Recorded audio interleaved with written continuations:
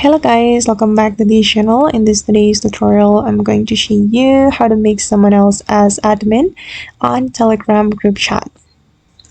Okay, let's get started guys. First of all, I'm going to open up my Telegram application and I'm going to open up one of the group chats on my Telegram. I'm just going to choose this one. This is my group chat on Telegram and I'm the admin of this group chat, so I can promote someone else to be an admin.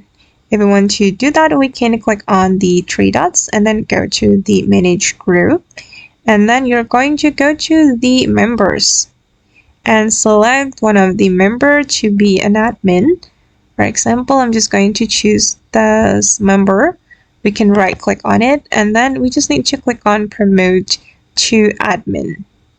Okay, and then here you can add custom title actually, but I'm just going to leave it like that. I'm just going to add admin title, and then don't forget to click on save to save the setting. Okay guys, and that's all the way to make someone else as admin on a Telegram group chat. I hope this tutorial will be useful for you. Thank you so much for watching and bye.